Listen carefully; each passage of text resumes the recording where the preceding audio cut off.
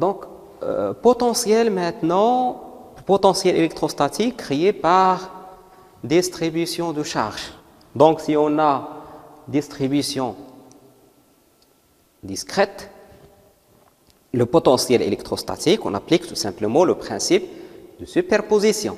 Le potentiel électrostatique créé par une charge Q1 plus une charge Q2 plus Q3, c'est tout simplement égal le potentiel électrostatique V égale à V1, le potentiel créé par Q1, plus V2, le potentiel créé par V2, plus V3, le potentiel créé par la charge Q3.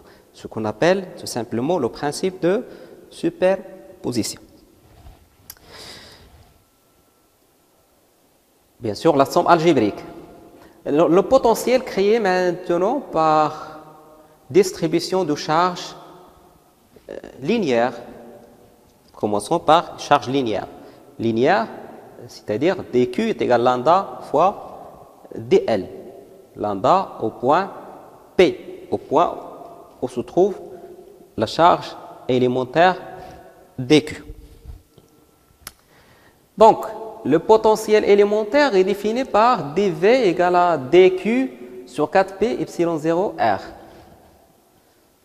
D'accord? C'est moins l'expression qu'on a trouvée de la circulation élémentaire. D'accord?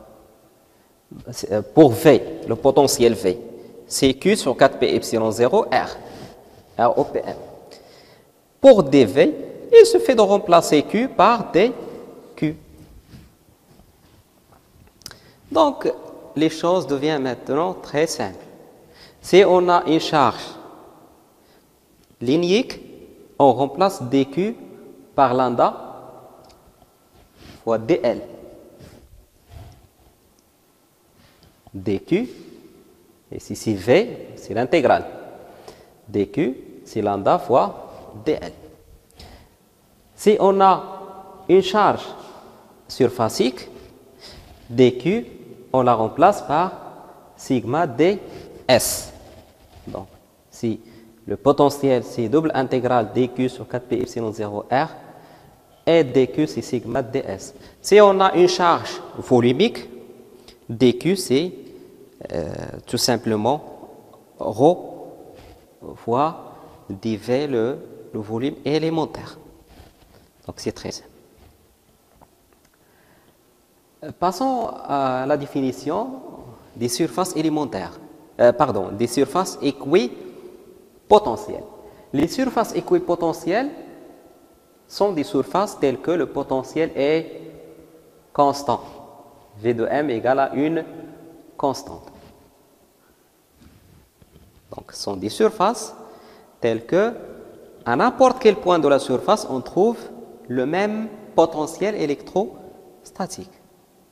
C'est-à-dire, le potentiel est constant au niveau de la surface qu'on appelle surface équipotentielle. Les lignes du champ qu'on a définies précédemment sont orientées vers le sens des potentiels décroissants. Donc, on a des surfaces. On a des surfaces équipotentielles, deuxième surface équipotentielle, et les lignes de champ orientées vers le sens du potentiel décroissant. Exemple, le cas d'une charge ponctuelle. Pour une charge ponctuelle, le potentiel est défini par, si le potentiel est constant, c'est-à-dire qu'on se trouve sur une surface, sur des surfaces équipotentielles, alors ce terme est constant, puisque tout ça est constant, c'est-à-dire que le petit r c'est une constante. Donc les surfaces telles que le rayon est constant sont tout simplement les surfaces la surface d'une sphère. Donc, pour chaque sphère de rayon petit r, je trouve que le potentiel électrostatique est constant sur toute la surface de la sphère.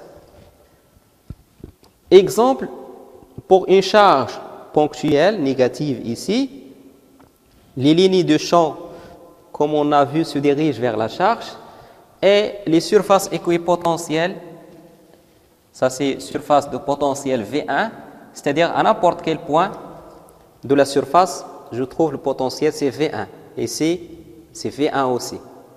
Ça, deuxième surface équipotentielle de potentiel V2. D'accord? Même chose pour une charge qui est positive. Là, les surfaces équipotentielles sont des sphères. Donc, on remarque bien que la sphère est perpendiculaire à la ligne de champ.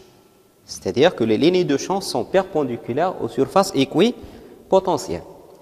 On va voir ça par la suite. Donc, nous avons vu déjà que les lignes de champ sont tangentes en tout point au champ. Donc, les lignes de champ sont tangentes au champ électrostatique. Très bien. Les surfaces équipotentielles, le potentiel est constant. Or, on connaît bien dV égale à moins E dL. Puisque V c'est une constante, c'est-à-dire dV égale à 0. Égale à 0 signifie quoi? Que E de M perpendiculaire à dL. Le champ électrostatique est donc perpendiculaire à la surface équipotentielle. dL, un déplacement élémentaire au niveau de la surface équipotentielle. C'est-à-dire que les lignes de champ sont normales aux surfaces équipotentielles. Donc, toujours, les lignes de champ sont tangentes au champ électrostatique, c'est-à-dire E est vectoriel dL égale vecteur nul. Et les surfaces équipotentielles sont perpendiculaires. Le champ électrostatique est perpendiculaire à la surface équipotentielle. On a dV égale à E scalaire dL égale à 0, puisque dV égale à moins E scalaire dL. Et on a le potentiel est constant sur la surface équipotentielle, donc dV égale à 0. Voilà ici un exemple des lignes de champ. Les lignes de champ qui sortent de la charge négative, de la charge positive et se dirigent vers la charge négative. Pour deux charges ici positives et négatives, ce qu'on appelle des pôles électrostatiques. Les surfaces équipotentielles sont tout simplement perpendiculaires aux lignes de champ. Donc, forme locale du théorème de Gauss. Donc, on a bien présenté précédemment la forme intégrale. Et maintenant, la forme intégrale, c'est le flux du champ électrostatique à travers surface fermée égale à Q intérieur divisé par epsilon 0. Donc, c'est 1 sur epsilon 0. Q intérieur, c'est triple intégrale ρ dV. Donc, si je peux introduire le epsilon 0 ici, ça va être ρ sur epsilon 0 dV. D'après le théorème de Green-Ostrogradsky, le double intégral sur surface fermée égale triple intégrale de divergence E scalaire fois dV. Donc, ce qu'on a vu dans le chapitre des rappels mathématiques. De ces deux relations, 1, 2, si je compare ce terme avec ce terme, je trouve que divergence E égale tout simplement ρ divisé par epsilon 0. Voilà. Cette relation représente le théorème de Gauss, mais sous forme locale. La forme locale du théorème de Gauss. Appelée aussi équation de Maxwell-Gauss. C'est parmi les équations de Maxwell aussi. Donc, dans le vide, c'est-à-dire ρ est nul, pas de charge. Donc, divergence E égale tout simplement 0. Donc, si ρ est nul, divergence E égale à 0. Relation toujours du champ électrostatique, rotationnel du champ électrostatique. Donc, nous avons vu que la circulation du champ électrostatique le long d'un contour fermé, est nul, parce que le vecteur champ électrostatique conservatif. Donc, elle s'exprime par la loi intégrale, la circulation du champ électrostatique égale à 0 pour un contour bien fermé. En utilisant le théorème de Stokes, je rappelle que le théorème de Stokes, l'intégrale sur un contour fermé égale double intégrale rotationnelle E scalaire ds. Donc, E scalaire dl devient rotationnelle E scalaire ds. Et voilà. Puisque